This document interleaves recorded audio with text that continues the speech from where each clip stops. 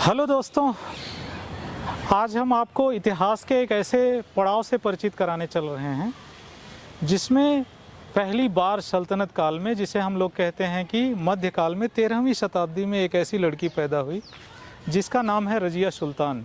इस समय इल्तुतमिश के 50 लड़के थे।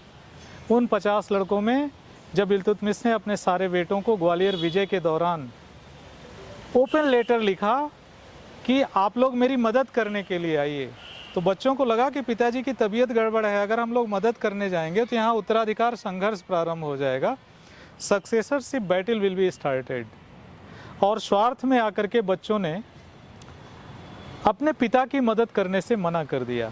ऐसे में एक मध्यकालीन लड़की अपने पिता की मदद करने के लिए ग्वालियर चली जाती है। और ये जानकर के आपको आश्चर्य होगा कि जिस समय बच्चों ने अपने पिता की मदद करने से मना कर दिया, उस समय एक लड़की बुर्का पहन करके जाती है, न केवल अपने पिता का ग्वालियर विजय में साथ देती है बल्कि वो ग्वालियर विजय भी दिलाती है और अपने पिता का साहस बढ़ा करके उन्हें अरब कंट्री में भी विजय करने के लिए भेज देती है। और कहते हैं कि इस बात से प्रभावित होकर ग्वालियर में ही इल्तुतमिश ने वहीं खून से अपनी बेटी का राजतिलक कर दिया और कहा, बेटा आज के बाद से इतिहास तुम्हें इल्तुतमिश के उत्तराधिकारी के रूप में जानेगा। इतिहास तुम्हारा मूल्यांकन एक बेटी के रूप में नहीं, एक प्रशासनिक अधिकारी के रूप में करेगा। और कहते हैं कि सल्तनत काल की, मध्यकालीन इतिहास की एक ऐसी महिला जो पहली और अंतिम शासिका साबित हुई, और जब उसने शासन में राज सत्ता संभाली तो राज सत्ता संभालने के साथ ही उसने सारे वो काम किए जो स्त्रियों के लिए प्रतिबंधित थे। उसने राज दरबार में कुर्ता और कुलाबा पहनना शुरू किया, पगड़ी पहनना शुरू किया, पर्दा प्रथा का त्याग किया, बुर्का का त्याग किया। और उसने एक अबिसीनियाई हबसी था जिसका नाम था याकूत, याकूत से प्रेम किया। और याकूत से प्रेम करने के साथ ही उसकी दुश्मनी राज दरबार के 40 अमीरों से हो जाती है। उसमें से बलबन भी एक था जो कभी इल्तुतमिश का खासतार हुआ करता था। खासतार का मतलब हुआ अंगरक्षकों का हेड ऑफ द बॉडीगार्ड। और उस व्यक्ति ने क्या किया?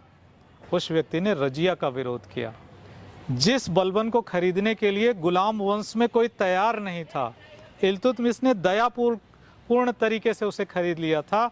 बलबन रोते हुए उसके पैरों पे पड़ गया था कि 99 दासों को आप अपने राजपाट के लिए खरीदिए, केवल मुझे खुदा के लिए खरीद लीजिए। उस पर दया खा करके इल्तुतमिश ने उसे बॉडीगार्ड का प्रधान बनाया था, खासतार के पद पर नियुक्त किया था। उसी बलबन ने रजिया का साथ नहीं दिया था। रजिया कुछ अमीरों ने बुला करके उसे दिल्ली की राजगद्दी पर बैठाया, और जब वो गद्दी पर बैठी तो कहते हैं कि धीरे धीरे उसका लगाव याकूत से हो जाता है। याकूत कौन है? एक अबिसीनियाई हबसी था जो घुड़सवारी का हेड था, जिसे अमीर आखूर कहा जाता है। और वो घोड़े पर चढ़ने का प्रशिक्षण, युद्ध कौशल में प्रशिक्षण कराते कराते रजिया के अजीज हो गया, रजिया के दिलों के करीब हो गया, रजिया का अजीज हो गया। लेकिन हमेशा संसार में जब जब ऐसी नज़दीकियाँ बढ़ी हैं, चाहे वो मध्यकाल हो या आज का काल हो, हमेशा उसकी परीक्षा हुई है। और कहते हैं मोहब्बत और डर में जब जब जंग हुई है, जीत हमेशा डर की हुई है। इसका सबसे बड़ा एग्जाम्पल है कि याकूत की हत्या अल्तुनिया कर देता है। और समय का चक्र जब घूमता है तो घूमते हुए चक्र में अल्तुनिया से रजिया को शादी करनी पड़ती है। और अल्तुनिया के साथ शादी करते ही उसके 40 जो अमीर हैं उसमें से 39 रजिया के खिलाफ हो जाते हैं। और जब रजिया के खिलाफ होंगे तो इन 40 ने बहराम शाह के साथ मिलकर के एक षड्यंत्र रचा, और षड्यंत्र के साथ मिलकर के अल्तुनिया और रजिया को भी चुनौती दे डाली। जब रजिया और अल्तुनिया को चुनौती मिली तो भटिंडा के पास कैथल में एक लड़ाई होती है, और इस लड़ाई में रजिया और अल्तुनिया दोनों की डेथ हो जाती है। कहते हैं इतिहासकारों ने इस प्रेम कहानी और इस संयोग के मिले जुले असर को कुछ इस प्रकार से सजोया है कि रजिया की एकमात्र गलती थी कि वो मध्यकाल में एक महिला थी। महिला होना अपराध है, ये बात मध्यकालीन इतिहास में तय किया गया था। और इस बात को जानने के लिए हम लोग आज तक भी देखें तो अमेरिका में आज तक कोई भी राष्ट्रपति महिला नहीं बन पाई है। हम लोग क्या करते हैं, देखते हैं कि महिलाओं के अधिकार का दुश्मन कौन है। ये पश्चिमी देश आज पर हम पर थोपते रहते हैं। पश्चिमी देश ये बात बार बार कहते हैं कि महिला को अधिकार दो, ह्यूमन राइट्स बराबर हैं।